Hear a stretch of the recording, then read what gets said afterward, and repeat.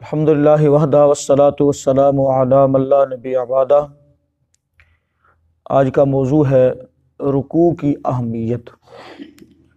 یاد رکھیے، نماز شروع کرنے کے بعد قیام سے اگلا جو رکن ہے وہ رکوع ہے، اور رکوع اگر اس کے اندر کمی رہ جائے، اس کو پورا نہ کیا جائے، اس کی تسبیحات کا لحاظ خیال نہ رکھا جائے تو نماز محترم بھائیوں ناقص ہوتی ہے۔ نماز ہو سکتا ہے انسان کے منہ پر دے ماری جائے کہ اس نے اس کا رکوع پورا نہیں کیا۔ اور رکوع کو پورا کرنے کا طریقہ کیا ہے، رکوع کیسے کیا جائے، اس کے اندر کون کون سی تسبیحات کو پڑھا جائے گا، یہ ساری چیزیں پریکٹیکل سے اور سمجھنے سے متعلق ہے۔ انشاءاللہ یہ نماز مکمل ہونے کے ساتھ ہی ہمارا پریکٹیکل شروع ہوگا، اور باقاعدہ انشاءاللہ صفوں کے اندر کھڑا کر کے ہر بھائی کو جو ہے وہ نماز یعنی پریکٹیکلی جو ہے وہ نماز انشاءاللہ پڑھائی جائے گی۔ تو آج ہم چونکہ رکوع کی اہمیت اور رکوع کی دعاؤں سے متعلق پڑھنے جا رہے ہیں، تو پیارے پیغمبر جناب محمد رسول اللہ صلی اللہ علیہ وسلم نے اس شخص کو نماز کا چور قرار دیا ہے، نماز کا چور قرار دیا ہے۔ لا یتم رکوعہا، جو نماز کا رکوع پورا نہ کرے، ولا سجودہا، اور نہ ہی سجدہ پورا کرے۔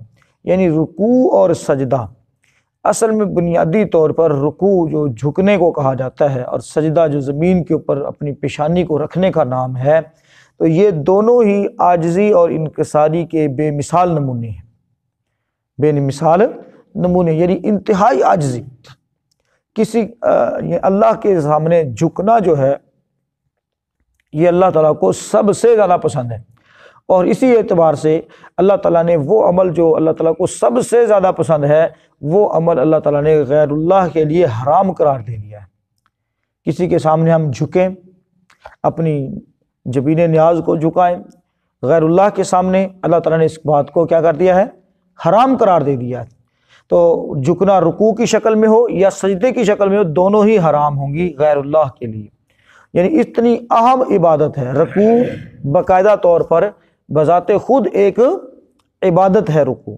تو اس کے اندر پھر جو دعائیں ہیں، جو اذکار کیے ہیں اللہ کے رسول صلی اللہ علیہ وسلم نے، وہ اپنی جگہ پر نہایت اہمیت کے حامل ہیں۔ اب انشاءاللہ ہم جو ہے رکوع کی دعائیں ساتھ مل کر پڑھیں گے اس کو، تاکہ یہ ہماری ریہرسل بھی ہو جائے اور پڑھنے کا صحیح طریقہ بھی ہمیں آ جائے۔ میرے ساتھ مل کر پڑھیں گے۔ سبحان ربی العظیم، سبحان ربی العظیم، سبحان ربی العظیم، پاک ہے میرا رب عظمت والا، سبحانک اللہم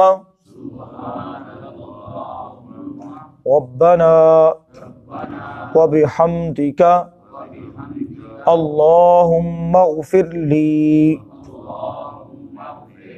سبحانک اللہم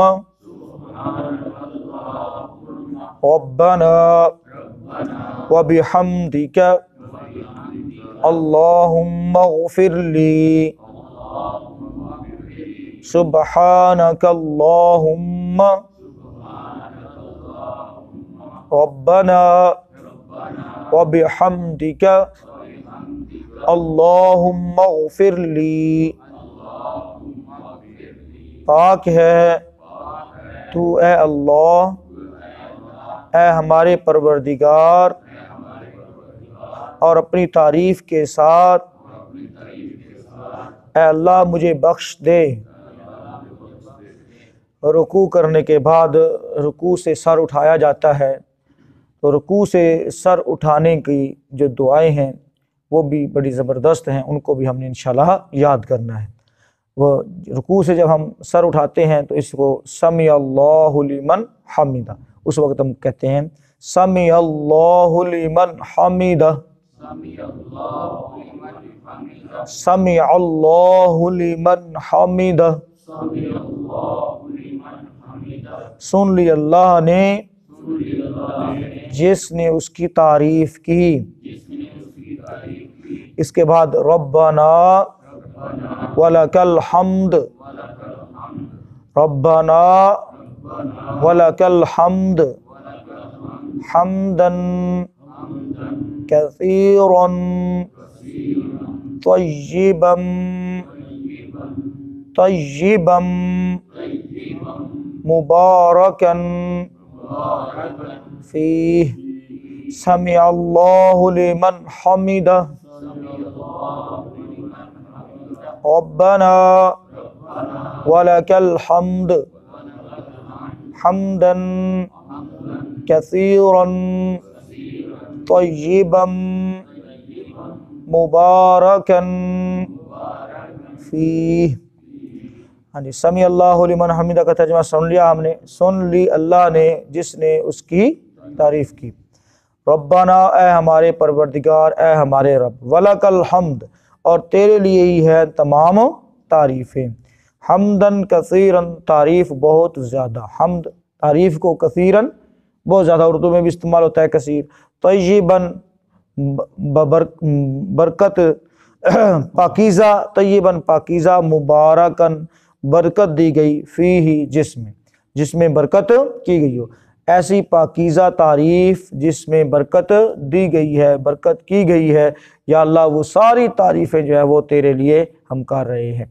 تو یہ جو دعائیں ہیں محترم بھائیوں، رکوع میں اور رکوع سے سر اٹھانے کے وقت پڑھی جانے والی دعائیں، اور آپ دیکھ لیں کہ یہ دعا بندہ پڑھے تو اس کو تھوڑا ٹائم لگ جاتا ہے، لیکن ہم سمع اللہ لمن حمدہ ربنا لک الحمد وہ بڑی مشکل، یعنی رکوع میں سجدے میں جاتے جاتے اس کو ہم پڑھتے ہیں، اور صحیح طور پر جو ہے رکوع سے سر اٹھا کر کھڑے نہیں ہوتے، یہاں تک کہ اپنا جو جسم کی ہر ہڈی ہے وہ اپنی جگہ واپس آ جائے۔